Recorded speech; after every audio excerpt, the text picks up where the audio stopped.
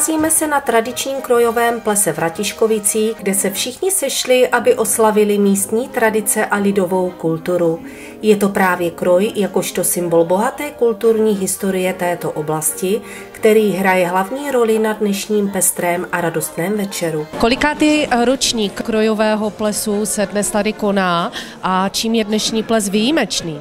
Je to dnešní 75. ročník a čím je zajímavý, jak může být jinak zajímavý v Ratiškovicích ples než tím, že vlastně vstup na tento ples je pouze v krojích, což je i o vás, kdy jste vlastně v krojích vy a tady i pan kameraman.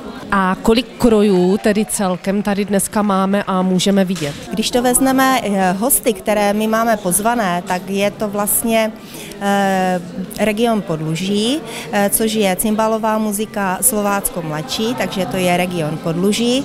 Dál tady máme mužský sbor Chotár z Horné Sluče, takže ze Slovenska, západní Slovensko kroje.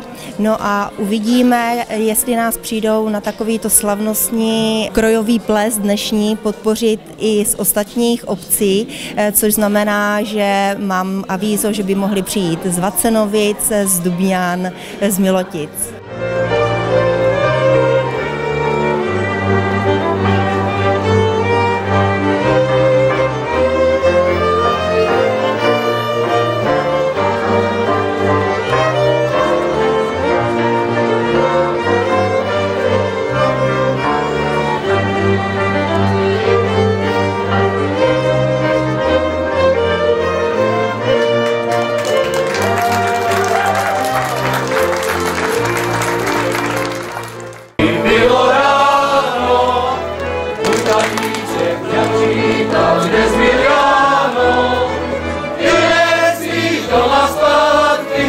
Všichni se skvěle bavili, tančili a zpívali, hudba hrála a nás zajímalo, zda budou mezi přítomnými pozvanými nějací významní hosté. Z mého pohledu významné hosty nebo významné návštěvníky tady tohoto plesu bude patřit určitě Sudná stolica, což jsou vlastně ženy, které se starají v průběhu celého roku a v minulých letech se starají o kroje, o to, aby vlastně tady ten folklor byl pořád stále živý, za což já jim strašně moc děkuji.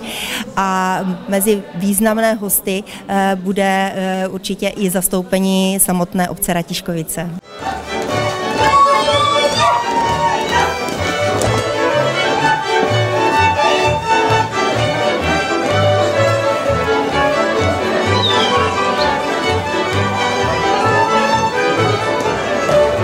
Večer byl naplněn slavnostní atmosférou, kterou ještě více umocnila přehlídka a krása lidových krojů.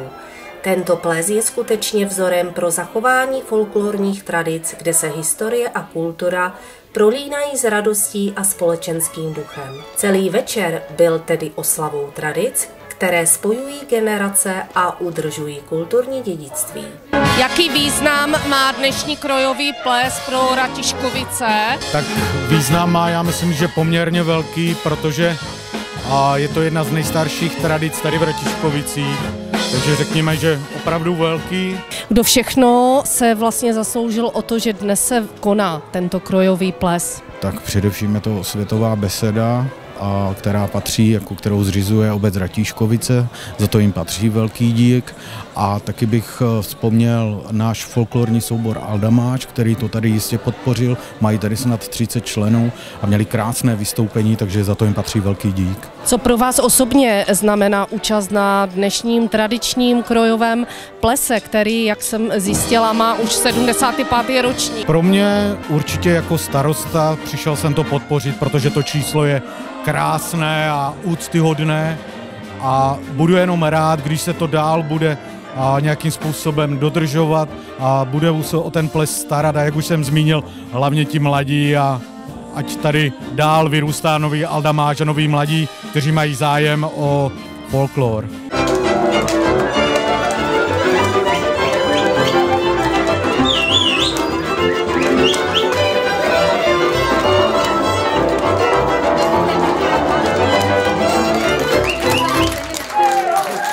Co byste konkrétně chtěl vidět do budoucna na podobných tradičních akcích, jako je dnešní krojový ples? Trošku se budu opakovat, vždycky je to o tém zájmu těch mladých, ale prostě, aby vůbec lidi tady ty tradice se snažili dodržovat, chodili jak na hody, tak na takovýto ples a podporovali tady tyto folklorní akce. A jak bylo zmíněno, na ples dorazili nejen starší návštěvníci, ale zejména ti mladí a celý večer se nesl v duchu spojení generací a udržování folklorní tradice. Pojďme se tedy zeptat, jak vnímají krojový ples jeho samotní zástupci. Jak byste zhodnotila kroje na dnešním plesu, jak se vám líbí? No, mně se líbí moc, protože já v kroji chodím od malička, co jsem se narodila. Jak vnímáte tradiční krojový ples? Určitě pozitivně. Rádi chodíme právě na krojové plese a tady je místo, kde se spojí generace mezi sebou. Tohle je hudba, na kterou můžou tančit jak mladší, tak starší, kde jsme nejenom sami za sebe, ale jsme tady se svými rodiči, se svými rodinami a je to místo, kde se ty tradice fakt jako propojují i mezi generacemi a to je strašně krásné.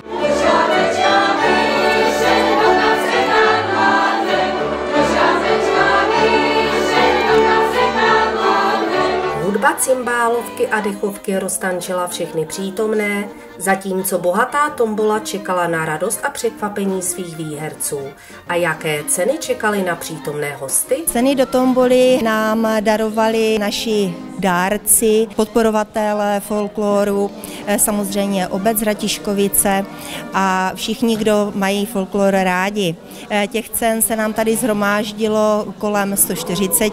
Myslím si, že vždycky každý rok vybíráme nějakou takovou tu hlavní cenu.